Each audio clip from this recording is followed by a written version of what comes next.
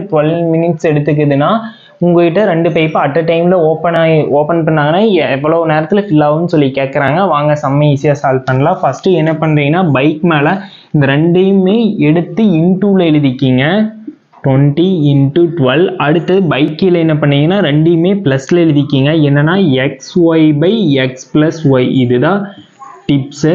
இனி சால்வ் பண்ணுங்கள். 20 × 12 அப்படியே வச்சுக்கோங்க. இது ஆட் பண்ணிங்கன்னா என்ன வருது?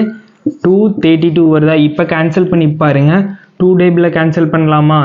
இது 10 டைமு, இது 1 6 டைமு, அடுத்தது இது 5 டைமு. இது கேன்சல் பண்ணி பாருங்க. 8 டைமு, அடுத்தது இது 4 டைமு, இது 6 டைமு. இனி கேன்சல் பண்ண முடியுமா? இது 3 டைமு, இது 2 டைமா? 5 × 3/2.